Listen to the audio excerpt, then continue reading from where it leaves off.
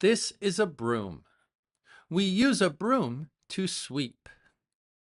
We often sweep up leaves in the fall, but we can also sweep up dirt or other things when we clean.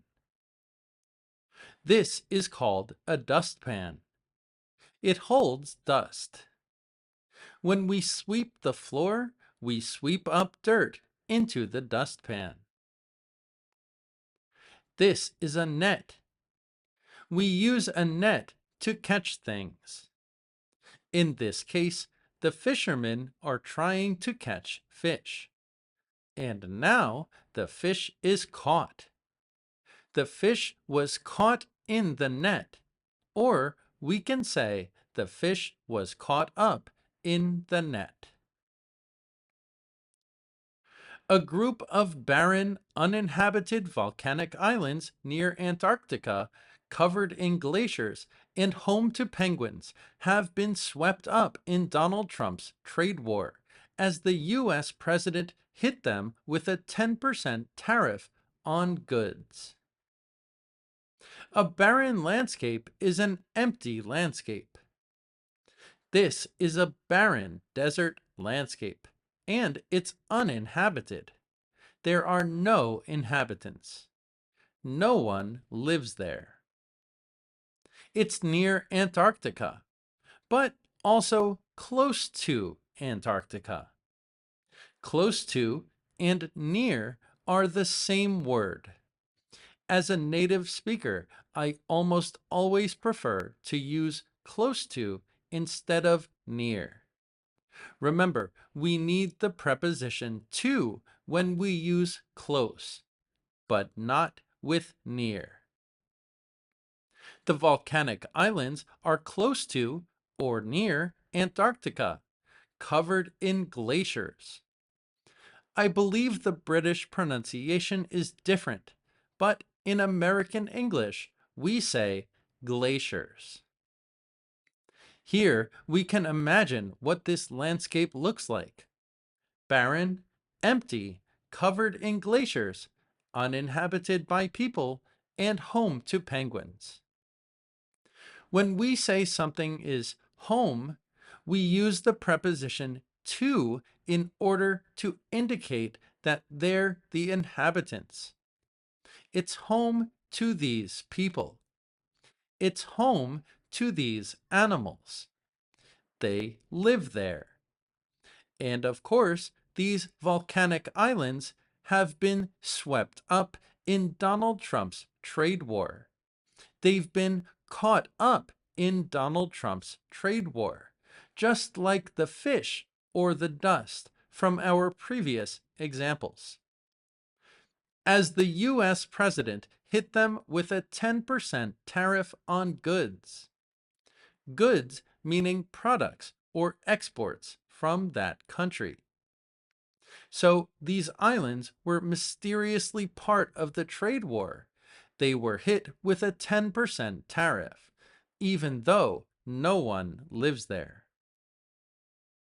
On Wednesday, President Trump announced a baseline 10% tariff on all goods imported to the U.S. and steeper reciprocal tariffs on dozens of its trading partners. The amounts range from 49% for Cambodia to 34% for China and 20% for the European Union. The word baseline means the foundation. This is one group of tariffs. They are all 10%, a line of tariffs affecting each country. A tariff on all goods imported to the U.S. But then another group, steeper and reciprocal tariffs. This video shows a steep mountain. It goes directly up, and it's hard to climb. Now we can understand how steep can mean excessive. Steeper or more excessive tariffs. This group or set of tariffs is reciprocal, meaning it's mutual. given in return to create equality. If you buy a dozen eggs from the supermarket, you buy exactly 12, a dozen. 2 dozen is 24. 3 dozen is 36. So dozens of America's trading partners would be somewhere around those numbers, maybe even 48. When we have a range of numbers, we have a large group of numbers with 2 points.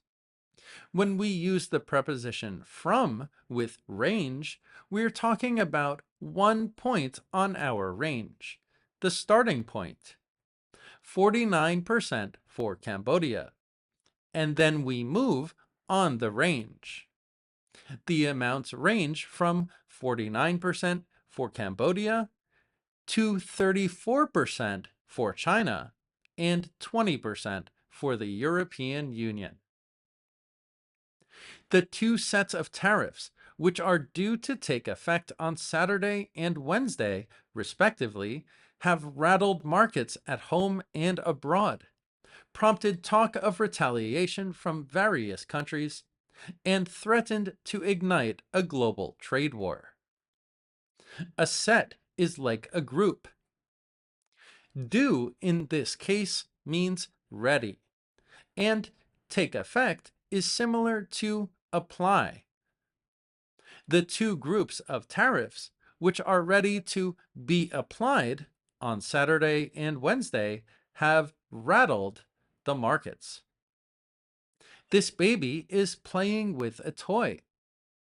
If the baby shakes the toy, it rattles. It makes a sound. Similarly, the rattlesnake has a tail that rattles when it feels danger. So rattle just means shake, usually making a sound. The tariffs have shaken the markets and made a sound, a loud sound. Everybody is feeling the tariffs. When you talk to ChatGPT, you often use a prompt. You encourage ChatGPT to respond. You cause it to respond with your words. Trump is causing or prompting talk or discussion of retaliation. The tariffs have threatened to ignite a global trade war. Ignite is related to fire, and we can think of this word as start. They have also drawn attention to several places many people have never heard of before, like the Heard Island, and McDonald Islands, and Jan Mayen, probably since most of them are unoccupied by humans. The tariffs have also drawn or attracted attention to several places. We can use some different prepositions with the verb hear. If you hear from a person, they contact you. If you hear about something, it's like news. Have you heard about the tariffs? But if you hear of something, it exists. For example, I've never heard of these islands. I didn't know they existed. And the islands are unoccupied by humans. They're uninhabited. No one is there except penguins. So why the tariffs? I don't have an answer to that question. But if you enjoyed this video, share it with someone who's learning English. Maybe we can figure this out together. Thank you, channel members, private students, and subscribers. And as always, see you in the next lesson.